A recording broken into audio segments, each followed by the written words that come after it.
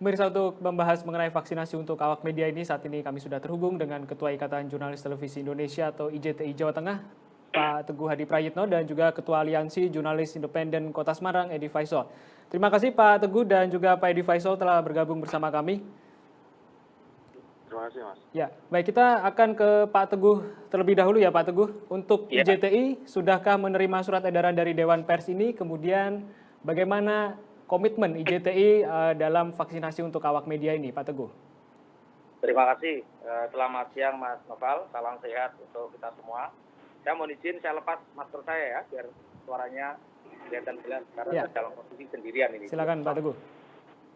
Jadi IJTI Jawa Tengah adalah bagian dari IJTI secara nasional. Jadi kami ada di di bawah naungan IJTI Pusat. Oleh karena itu terkait dengan vaksinasi ini kami sudah berkoordinasi dengan IJTI Pusat dan ternyata memang IJTI itu mendapatkan fasilitas untuk menerima vaksinasi COVID-19.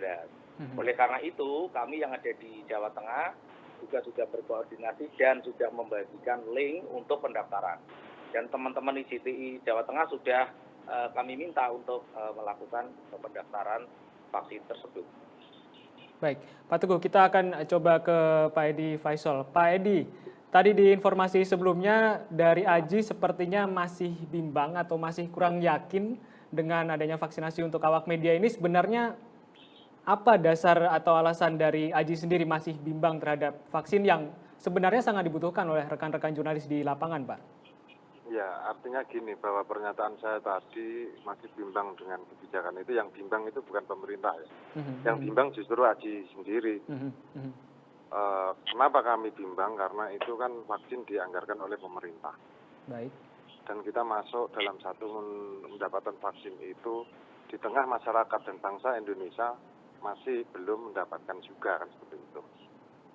Itu yang pertama. Yang kedua, kita ini organisasi profesi yang bekerja pada sebuah perusahaan.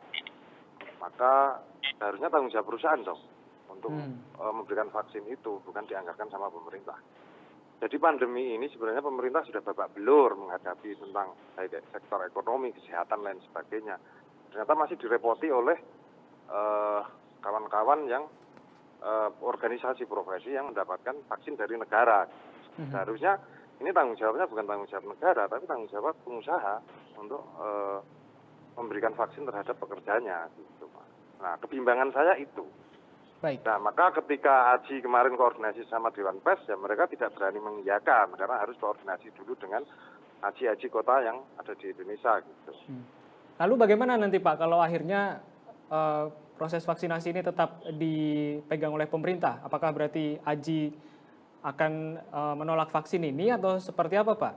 Ya, itu hak pemerintah untuk memberikan, tapi secara baiknya di tengah kondisi krisis kayak gini kita mengutamakan masyarakat luas gitu. Masyarakat luas yang tidak memiliki jaminan lebih kuat dari sektor usahanya maupun kehidupannya. Misalnya kelompok sektor informal kaki lima itu dia dapat jaminan dari mana kalau tidak dari negara.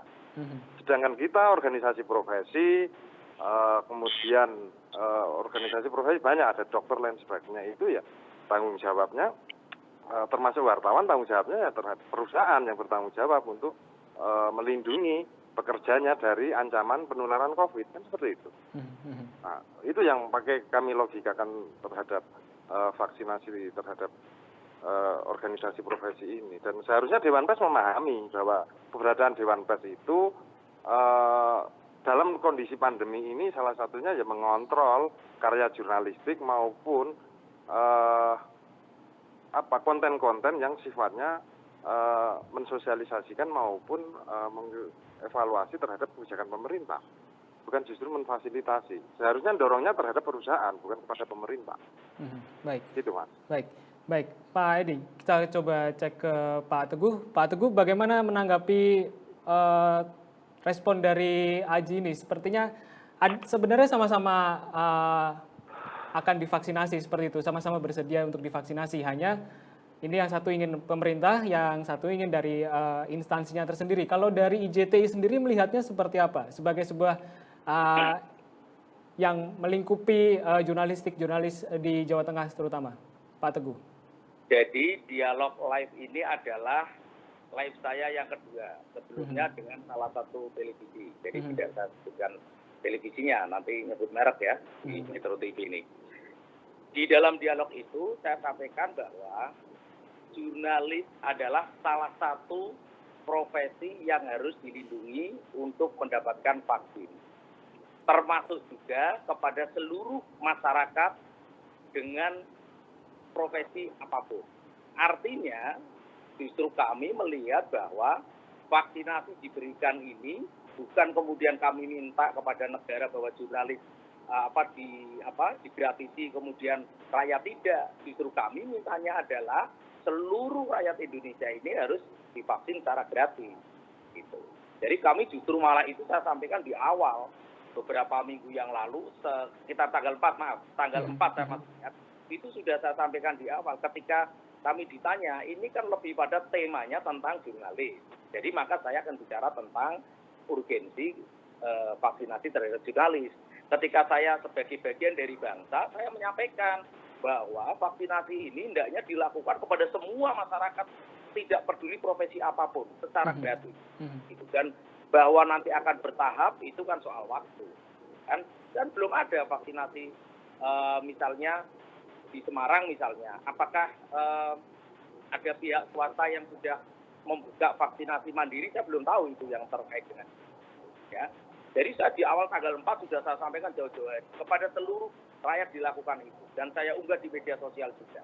Saya mengusulkan ke semuanya. Nah, apakah mampu atau tidak, ini persoalan lain. Bahwa negara apakah punya duit atau tidak, persoalan lain. Tapi kami sudah menyuarakan itu untuk semua profesi. Gitu ya. Karena tema diskusinya, dialognya itu tentang jurnalis, maka saya hanya bicara tentang jurnalis. Tapi kalau bicara secara umum, saya minta semuanya. Tanpa pandang profesi. Baik, kita ke lingkup yang lebih sempit, artinya lingkup jurnalistik, Pak Teguh.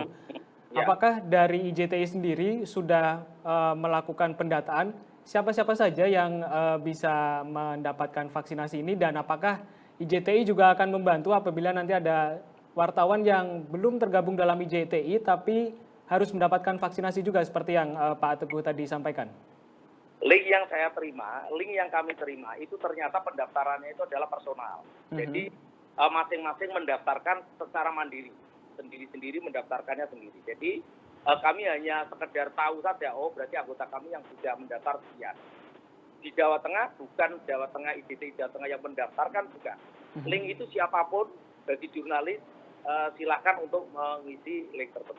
Nah, apakah nanti terverifikasi bisa atau tidak, ini bukan kewenangan kami. Kami adalah sebagai sebuah organisasi bertanggung jawab terhadap anggotanya, kami hanya mendata siapa-siapa yang sudah mendaftar. Baik, sampai saat ini sendiri Pak, untuk IJTI sendiri koordinasi dengan pemerintah atau mungkin Dinas Kesehatan sudah sejauh apa sebelum vaksinasi ini? Kami akan koordinasi dengan IJTI Pusat. Jadi sejauh ini kami belum berkoordinasi dengan provinsi. Kami koordinasinya dengan IJTI Pusat. Kalau tidak salah, di dalam edaran yang diberikan itu, saya lihat bahwa prioritas adalah di Jakarta dulu. Jakarta dulu, baik. Daerah-daerah yang lain. Saya lihat itu hanya di Jakarta. Ya. Jadi sekali lagi, sikap IJTI ketika menerima fasilitas ini bukan berarti kami menafikan profesi yang lain. Perlu saya garis bawahi, kami justru menyerukan agar negara melakukan vaksinasi gratis kepada seluruh rakyat Indonesia. Baik, Pak Teguh, kita kembali ke Pak Edi Faisal. Pak Edi, jika vaksinasi diusahakan atau dari Pak Edi dan juga Aji meminta dari perusahaan media tersendiri untuk yang melakukan vaksinasi, bagaimana Aji bisa mendorong hal ini bisa terlaksana, Pak? Artinya bagaimana Aji bisa mendorong agar perusahaan-perusahaan ini mau memfasilitasi vaksinasi bagi para karyawannya atau para jurnalisnya? Ya kita suratin, kita kasih surat pemberitahuan dan peringatan bahwa tanggung jawab perusahaan dalam undang-undang itu, apalagi undang-undang tenaga kerja sedang diganti nih ya. Tapi setidaknya secara tanggung jawab moral maupun secara sistemik, perusahaan itu ya selain mensejahterakan juga melindungi pekerjanya, termasuk perusahaan media. Kami sudah memberikan seharusnya dan itu akan disiapkan untuk memberikan peringatan itu, bukan terus minta ke negara gitu. Nah, munculnya usulan vaksinasi ini kan dari forum Pimpres. Yang ketemu Dewan Pers, kronologisnya kan seperti itu. Sedangkan forum Pimpres itu bukan bagian dari konstituennya Dewan Pers gitu. Oke. Baik. Konstituennya Dewan Pers itu kan AJI, JTI, PWI sama asosiasi penerbitan kalau nggak salah dan pewarta foto. Nah, kenapa tiba-tiba muncul kayak gitu justru dari wakil dari perusahaan forum Pimpres itu gitu. Yang kami perlunya kan itu. Oke. Baik, Pak Edi dan juga Pak Teguh, terima kasih atas waktu dan informasinya. Yang kami harapkan tentu adalah vaksinasi ini dapat berjalan lancar dan semua lapisan profesi ini juga dapat mendapatkan vaksinasi secara gratis. Terima kasih Pak Teguh dan Pak Edi. Sukses selalu.